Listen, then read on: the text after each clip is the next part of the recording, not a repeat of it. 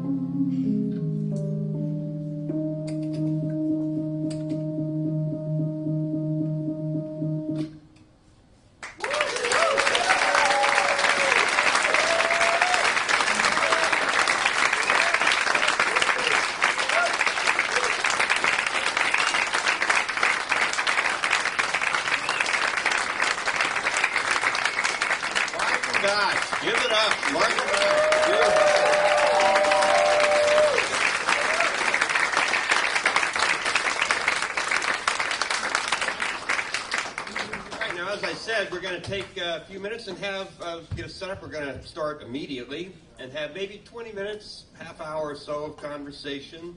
For those of you that are fans of the local show on the current radio show, of course, you don't get to see what this guy looks like. If you've ever wondered what Dave Campbell looks like, now is your chance. Ladies and gentlemen, that's Dave Campbell. Come on up, Dave. Host of the local show.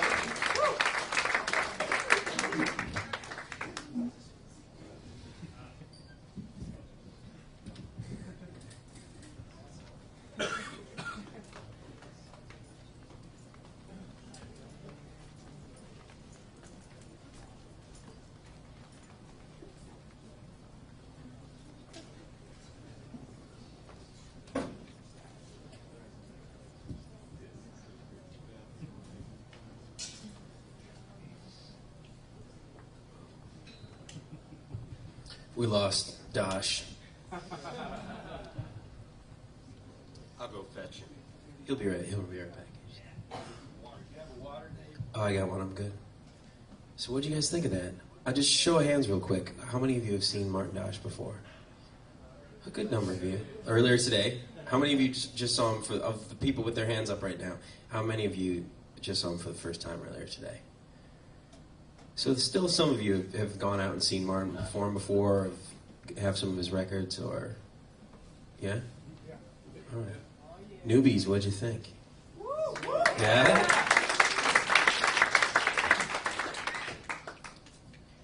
How many of you gear people are just like waiting for the moment when you can stand up at the end of this thing and run up here and see how the gymnasium works? I'm kind of curious myself. The head rush, the DD3. What about the head rush?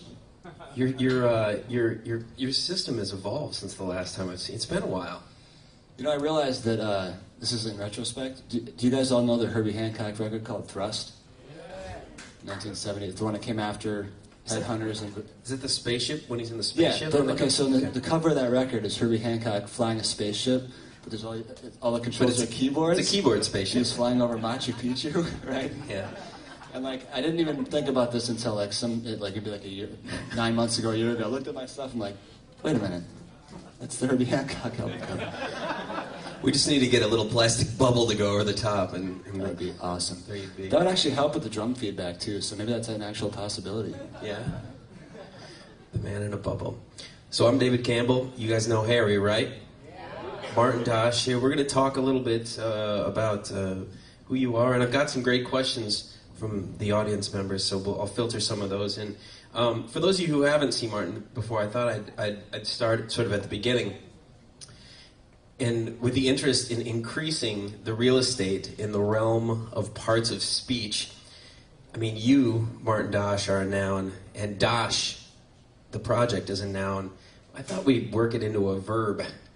You know, how you came up with the idea of doing what you do, which is a pretty unique thing that I don't think I've ever seen anybody else do. So that's what we're going to call doshing from here on out tonight. When did you first come up with the idea to dosh? Well, I definitely didn't. I mean, when I first, basically the idea is like looping drums. Like I'd never heard anybody do that before. Because the friend who lent me the first Akai head rush pedal played guitar, and I was like, here's how you make your loop on a guitar, and then you play a riff, and then you can solo over the top of it.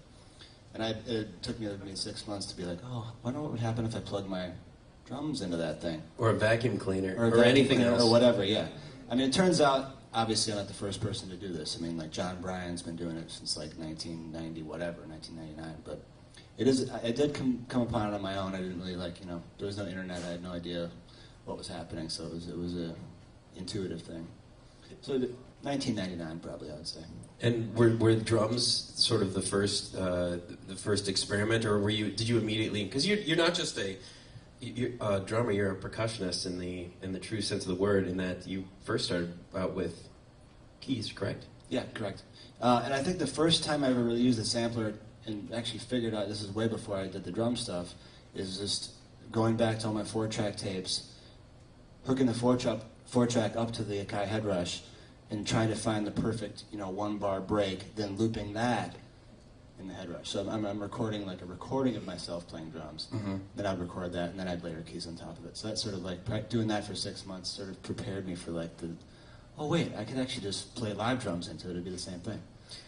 Did you ever, as you were experimenting with this stuff, was it in preparation for like a gig, or was it just purely, like something you had to do out of musical curiosity? Absolutely. First of all, it was musical curiosity. But then I had already put out my first record, and I was like, wait a minute, I could try to play a show with this stuff. And so then it was the first task was like, how am I going to play these songs in a format that's set up in 12-second loops. It turned out that most of the tunes in the first record actually fit. Yeah. So it worked. It's sort of the great tradition of sort of musical motivation. I think a lot of times people are like, here's where I want to be. I can kind of get myself there through this route, and now I got to figure out somehow to get from here to there in that way, or it's just not going to work out. It was a major challenge, and it was sort of like everything sort of happened at the same time. It was the same like year and a half of time period. Yeah, Martin, I'm really interested. Your technique is a very interesting one where you have these loops and they repeat and you build layers, and repetition in music can be a two-edged sword. I mean, it's our friend, and it's can take you in places where everybody's solid, but repetition can become monotonous. Absolutely. I mean, your pieces rise way above that. But, I mean, what's your strategy about using so much repetition but avoiding monotony? Well, the strategy is basically to try not to bore myself. So, and generally my standards for myself are a little bit high. Like, I've just found over the years of playing that, like, my own criticism of myself is always far worse than anything most other people would think, So, if I'm playing a song and I'm like, wow, that riff's been going for like 3 minutes, or like it seems like it's been going for too long. Once I get that thought, that generally tells me that I probably should move on to something else, Yeah. There was one person asked, what was your first gig? And I don't know if the person meant that, what was your first gig ever, or what was your first Dosh gig? So I thought maybe you could share both. Oh man, my first gig ever was awesome. And I have a somewhere in my parents' basement on a VHS cassette somewhere. This is your classic high school talent show. Okay, I'm gonna go with hair band. No, this is not a hair band. I guess I did have long hair, but it was straight like it is now, Yeah. But no, so my big idol in high school is John Bonham, right? So okay. I had my parents got me this sweet set for Christmas, this beautiful Slingerland set, but it was only 4-piece. Mm-hmm. I was like, man, I need to get like an 8-piece set. And a gong. So I traded this set that now is worth like $2,000 in for some just piece of crap 8-piece set, and played the talent show. But you looked sweet. I did look sweet. I had the blue John Bonham bandana, a la Song Remains the Same. I did like a 4-minute drum solo. I tried to find that tape. I haven't seen it in like years, like probably 15 years, but... Did you win the talent show? No, I didn't win the talent show.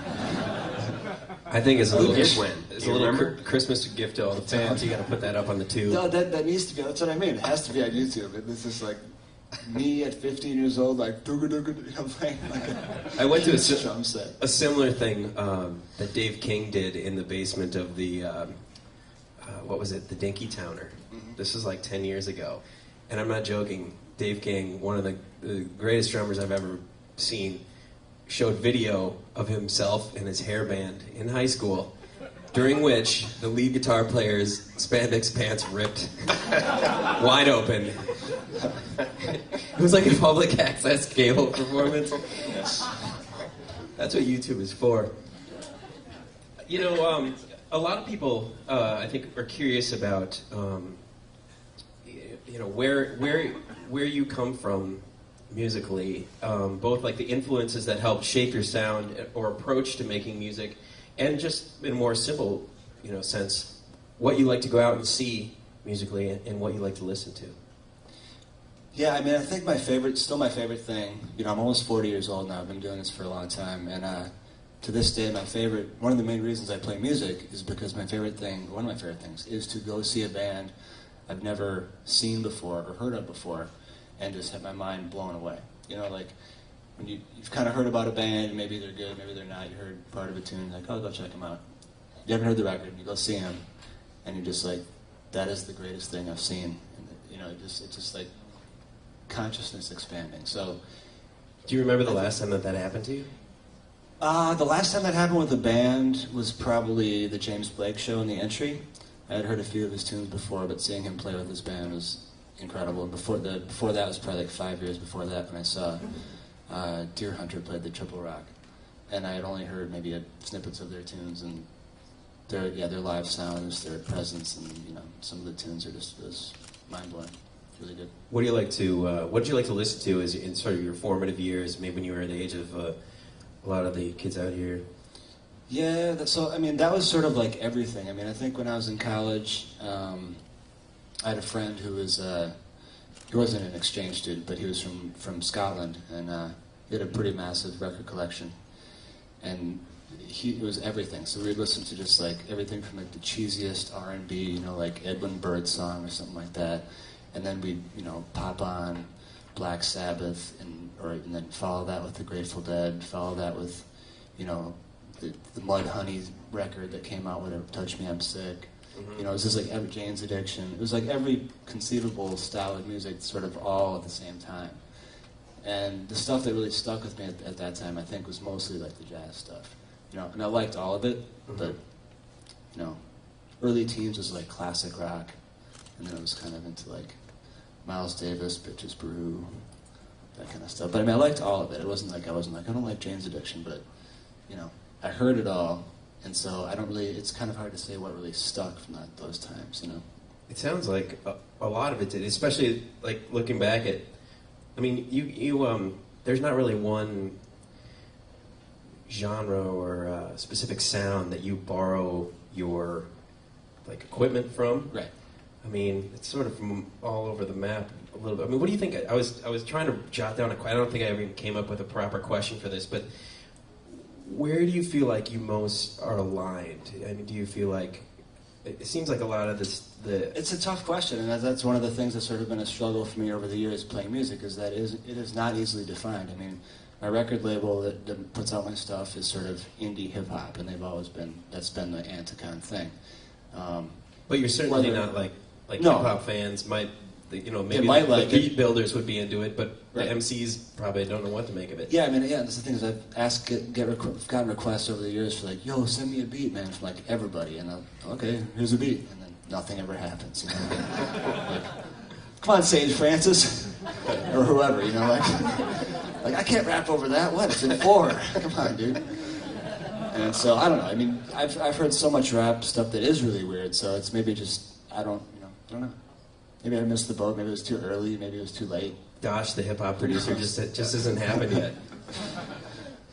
You know, you've I don't know how many of you guys have seen Andrew Bird. Any Andrew Bird fans out there? Okay, so what about 4 or 5 years ago? Yep.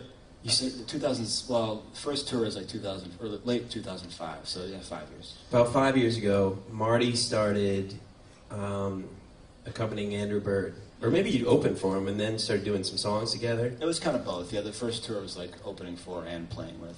And to the you know, it meant, I think just about everyone was happy when this happened. But you guys sort of joined forces, and Andrew, in a very different way, incorporates a lot of similar principles, or had at that time as he was touring by himself. And I was curious what happened. With the fusion of the two looping styles, were there any integration issues with your approaches, or was it immediately sort of a sympathetic effort? No, it was very sympathetic. I mean, I think the biggest trick was sort of back in 2005 and 6 when we were just a 2-piece band, was actually arranging how we're going to make it sound like a full band. You know, yeah. And then Jeremy Olasaka joined the following year, and it made it a lot more easy because he's playing the low end stuff. But you know, in some ways, it was more fun just doing it the two of us because it was so. It was way more work for me. I mean, it was like, here's lay down the drum part. Okay, now I'm going to play the bass line over here while playing this. So I was doing a lot of like playing the bass line with this hand while playing the full-on rock drum stuff. And so I don't miss that at all. But the challenge of it was pretty cool. But as far as like the sympathetic thing, and as far as us locking in together, it was like a piece of cake. It was like easy. Martin, you mentioned you're almost 40. You're obviously still making great music. You're touring. You got another tour coming up soon. Yep. Talk to this group who, they're here hoping to learn to, be able to make a life doing what they love doing, which is what I assume you have been able to do. Yes. So maybe, do you have any thoughts? Talk a little about your career. You mentioned a record label. Are you still with them? Are you doing your own thing now? How are you able to make a life doing what you love doing? Well, I am, but it's, like I said, I'm just turned 39, so I've been doing it for a long time. And I would say that I didn't even really totally, I didn't stumble upon this whole looping thing or being able to play drums and Rhodes simultaneously, or even writing my own songs or like learning how to sample stuff and record stuff till I was probably about 24 years old. And so, if you look at it that way, like I didn't even sort of realize what I was, I didn't sort of find my voice. So you didn't know how to Dosh until you were in your 20s? I put out that first record came out when I was 29. So, and that was the beginning of all this. Everything has flowed from that. But, if I hadn't persevered to that point, none of this would have happened. If I had been like, well, I should really just get a job or whatever, my mom and dad are really disappointed in me. And not that they weren't disappointed, but they're always like, well, you thought about any other options besides this music thing, But no, I worked... What was the backup plan, just out of curiosity? Well, I worked in a Montessori school over in South Minneapolis up until 2004. So I was teaching percussion to, 4th, 5th, and 6th graders. I did that from, 99 to probably 2005 until the bird stuff started happening, and then I substituted in various parts in the school. But that was actually a huge influence, too, is working with 8 through 12-year-olds. That was, insanely an amazing experience, because... Do you guys know what Orff instruments are? Those things that are tuned in C. So in the Montessori music room, they have all these, marimba-style ones, and then glockenspiels and vibraphones, too, but they're all tuned in C. So it was basically like me and a bunch of, 5th and 6th grade boys, and occasionally girls, just having a band together, and, we're writing songs together, except I just happen to be twice as old as they are. But that was a hugely... informative probably to my style and the simplicity of, the key of C or B flat or whatever. What, one of the folks out here asked for advice for the Upstart. What direction can you give a musician who's just starting out their career? You just love what you do. If you don't love what you do, you should be doing something else, really. It's, like I said earlier in the workshop, with the first time I sat down at the drums, the very first time when I was 15 years old, I just sort of knew, this is what I should be doing. And I just somehow stuck with it, I don't know. I'm glad you shared this story about teaching, though, because I think when people get the idea that they're going to go into music, that there's sort of a direct feeder program, you're going to become a teacher, it's the same profession, but in a very different way. Go to high school, you go to college, you get a teaching degree, then you get a job teaching. And finding your way in the musical world can be a much more, there's a lot more detours on the path. Indeed. At which points, a lot of times you have to find a straight job that is in some way kind of, that you can stomach. Mm-hmm. You know what I mean? And I think that's a really important... A wise man once told me when I was first starting out in the radio world, which is the exact same way. You just wait. You find where you want to be, and you wait, and hone your craft, and wait. He's like, you got to have a little hustle on the side. And it's the one piece of advice that I would say is it most profoundly affected my direction, and I think is applicable to just about everybody in the music industry. The sort of the model now is to do as many things as you possibly can at the same time. To play in 5 or 6 bands and just wait for one of them to break or whatever.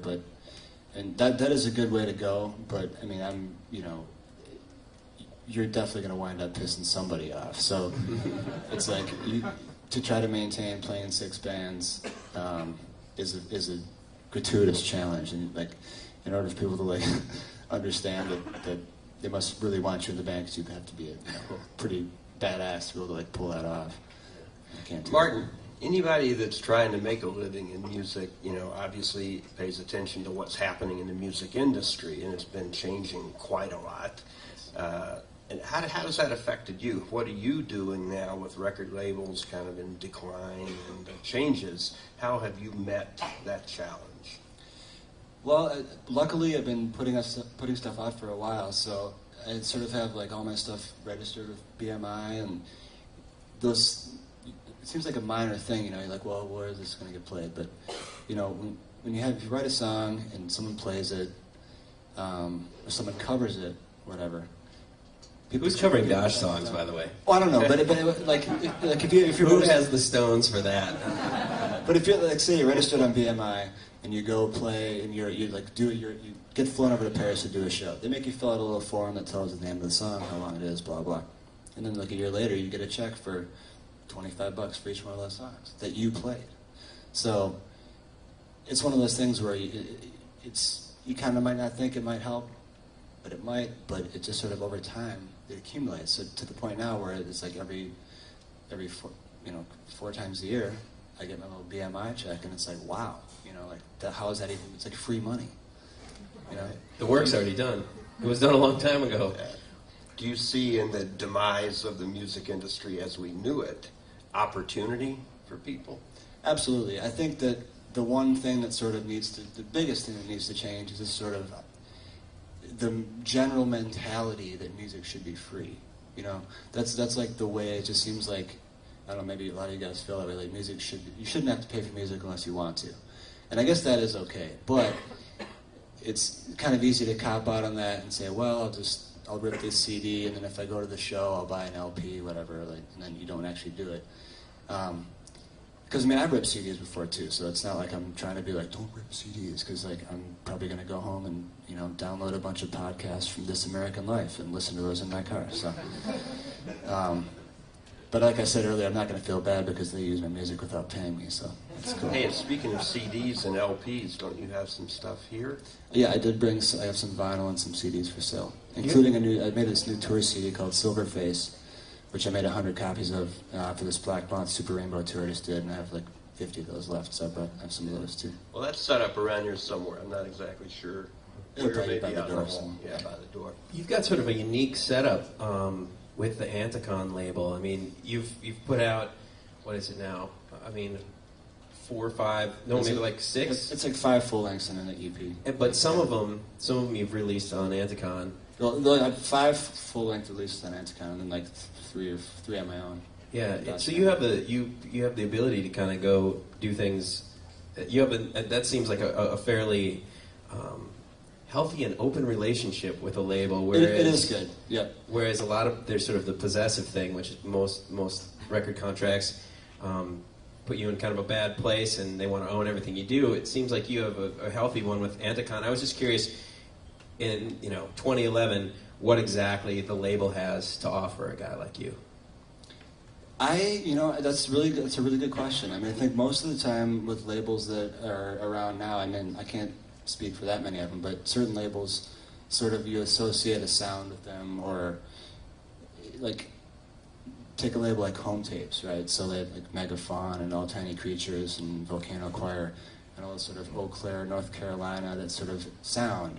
So what else? Like Bear in Heaven, I think, is on that label too. But so like if they sign a new band and they just like, we're going to get behind this band and put this out, you kind of think, well, they did this other stuff, it must be cool.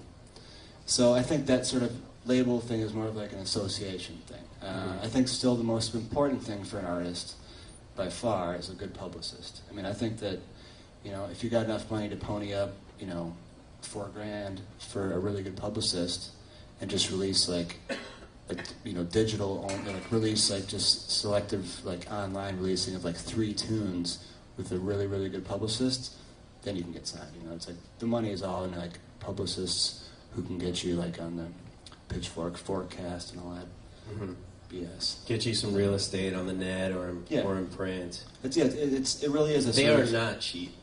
No. That's the money. It's the money. It's more expensive than paying for the CDs. Getting a label to press your stuff, you can probably do it on your own. Getting a label to, pay for recording, they're going to pay more than if you were to do it, sort of friend your way into studios. But publicists, a good publicist is a lot of money. An expensive endeavor. You've probably gotten the opportunity through playing with Andrew Bird to see a lot of places that have been really fantastic. I was just curious if there was any that stuck out in your head as the most impressive venue that you've ever gotten to play. And another question that was posed by one of the audience members: pound for pound, what is your favorite venue when it comes down to it? When it comes down to it, I mean, I can't take the cop out and say First Avenue, can I? Oh, absolutely. Yeah, no, that's but far and away. That's easy. That's not even. There's no question. What's the most impressive place that you've ever played, though? From the outside, the Sydney Opera House. What was it like on the inside? Total dump? Not very cool. The inside is a complete disappointment. Yeah, all the people that work there are like apologizing for the inside too. It's really fun. It's not very cool. But no, the Carnegie Hall was like that was the most jaw-dropping sort of like, I think I'm gonna, I don't think I can do this kind of thing. Weak in the knees? Yeah. Yeah. How would you say that after 9 years, 8 years, so maybe a little bit more, 10, I don't know where you called it, sort of point of origin, after all the years doing what you do, that you are continuing, like, how is Dosh stylistically evolving? I wrote this question before I watched you play that last song, which is an old song. Super old, yeah. And then seeing that sort of as a bookend to a chunk of new music, I guess I don't really have the question anymore. But, because I heard it, I watched it. Yeah, I mean, maybe I'm just sort of, regressing or like going back to the womb or whatever, but like, I sort of played the first maybe 5 years pretty much strictly solo, and then started playing with Mike Lewis, and played with him from 2006 until middle of last year, until he started to get super busy, like he did stuff with Gangs, and then Bon Iver recording and stuff, so he's pretty much... And also Bird. And Bird, yeah. And so, for about a year now, or maybe a little more than a year, I've been playing just by myself, so I'm sort of trying to rediscover how to play by myself and keep it interesting and not boring, you know what I mean? Or like, so that's a challenge. It's like, what I did 8 years ago by myself doesn't necessarily translate now to now. Like, it's got to be compelling and interesting. Not singing and not dancing around, You certainly have some new sounds. There are definitely some new sounds, yeah. There's a few pages from the Rick Wakeman. Yeah, I got the Memotron, man. Pretty proggy, bro. My little digital Mellotron. Yeah. Love that thing. I like it. I think I had a couple more things, but am I missing anything that you guys wanted to know about? I mean, if there's anything that you really would... Oh, I see a hand out there. What's going on? What do you want to know? How are the different ways that you're using your brain? Like, you were banging on it, you're looping it, and I'm wondering if you're using it as a MIDI trigger. I'm really curious about your setup. Yeah, the giant keyboard, that'd be awesome if I could use it as a MIDI trigger. Somebody probably has built... Yeah, I'm sure someone has built modified a Rhodes to make it into some sort of MIDI trigger situation. But the MIDI thing I just use the Nord for the MIDI send to the little Mellotron unit underneath it. But the Rhodes itself is just, this is just, if you go buy a Rhodes and you take the plastic top off of it, they're all like this. So I'm just running it through a delay pedal and a tremolo pedal to sort of get the bendy kind of sound, and then through a reverb pedal and a distortion pedal, and that's it. Anybody else out there have a question that they want? Go ahead. How are you miking up the drums? What do you got going on there? I have kind of I usually just use 3 mics. So I have this old AKG D12 in the kick drum, which is like sits inside of it. It's like one of those old square mics from the 80s or whatever. And then usually for the snare and the floor tom, it's just like one of those kind of clip-on Sennheiser deals, 604. And they pick up enough of the cymbals to get them, because the cymbals are too bright. It can kind of overwhelm some other stuff, so they get in there enough to make it work. Anybody else? I see a hand back there. Yeah, you talked about how you don't, when you get bored, you move on to something. Mm-hmm. Do you ever get bored with like your major beat? Like if you're in 4 and then you're like bored with it, do you just move on to the seventh, eighth note, and you know what I mean? Like just move on to something completely different. And Occasionally, yeah. I mean, it's almost like because the first layer of the loop is sort of immutable unless I erase it. I'm always kind of stuck with if the loop is even 4 bars of 4 long, unless I want to erase that loop and start over again, I don't really have a choice. But sometimes, like you said, maybe I'll just start playing 3 on top of it until it layers, 3 more times, and you have some crazy African thing going on. So, yeah, I don't know if that answered your question. Yeah. Red Hat? Yeah. What kind of loop pedals do you use? The 2 ones that I use mostly for the drums on the ground here is the Akai Head Rush. One of them is an older one, which holds about 12 seconds. Another one holds about 18. And then up here is the Electro Harmonix 2880. And I use that for mostly like the string stuff, because I can kind of pan it and have like stereo stuff. Because the Akai Head Rush are just in mono. That kind of spreads the sound out a little bit. Go ahead. Do you sometimes wish you had like a third arm growing out of your chest? Great question. I've actually asked that question on the air. I think maybe even twice. No. People would think I was a freak. Not that would matter. You talked about like your general creative process, like writing process, and also like the creative process with Michael Lewis, like with another person. Yeah, I mean, my creative process hasn't really changed very much. Somebody asked me this out there a little while ago, and it's sort of, I'm always recording, I'm always working on stuff, so it's all these like timelines that some of them are extremely long, like some tunes from my last record, Tommy, I started those maybe in 2003 or 2004, whereas some of the tunes in the record before that, maybe I started 3 months before the record came out. So it's completely different. Like, I just try to record everything and keep going back to stuff, listening to it, and something that I thought was terrible 5 years ago when I made it, I might just stumble upon the file and open it up and be like, what's this? Wow, okay, and then get inspired and start layering on top of that. So it usually starts with something that's in time. Almost, 85% of the time it's like either a drum loop, a rhythmic loop, or a sequence that's in time or something like that, so I can, have something to line it up to. But I use Pro Tools too, and I never use grid. Like I always just line it up by eye. I was curious, in sort of an extension of that question, what percentage, or not maybe a percentage, but I mean, so much of what you do, I imagine to be sort of textural improvisation. Would you say that any of your finest melodic or rhythmic scores have come directly from just hopping on the jungle gym here and, giving it a go? For sure. Yeah, I think probably most of my best melodies have come from that. Just sitting down with, like, because I mean, essentially, like what you see up here, this is my studio, in my basement. This is my basement, and then, like, except for I'll have maybe a bunch more nice microphones and a couple other instruments, different keyboards. But I have my computer set up, some good preamps, and then fire up a tune from 2003, listen to it, like, that's great. Okay, then I'll just, Rhodes might sound good on this, and try goofing around a little bit, and hey, what do you know? I wrote a melody for the song. Cool.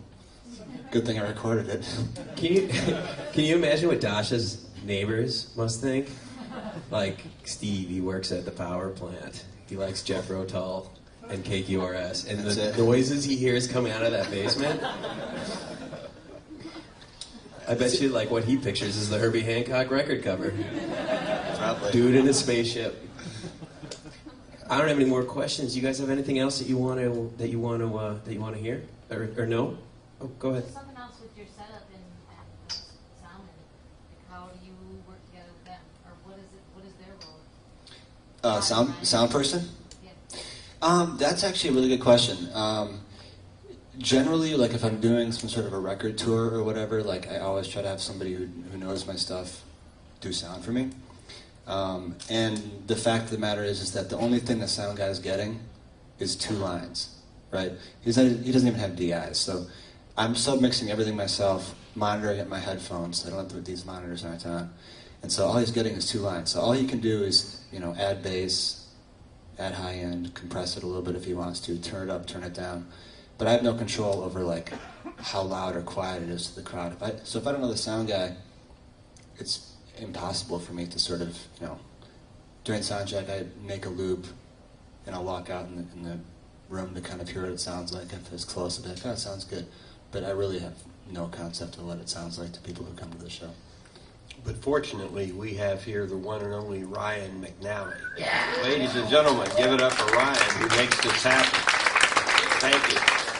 Now, Dave, I know you said you had to run across the street. We borrowed you from the Current. I got to get on the air. So, yeah. Well, in a little while. So I don't know. Maybe we'll wrap it up now. I just want to say how fortunate I feel on behalf of McNally Smith College to have Dave, first of all, you to help us by sharing your insight and experience and love of music and knowledge, which is obviously vast. So thanks a lot for coming. Oh, thanks for having me, guys. It was a real treat to be here. And so the plan is we'll have 6 more artists in this series. The next one, I don't have the date in my mind, but you will see it. And it'll be Mystery Palace, and Dave is going to be joining us in this kind of format. And so, but tonight, of course, our most special guest of all, Martin Dosh. Thanks so much. Thank you, guys. See you soon.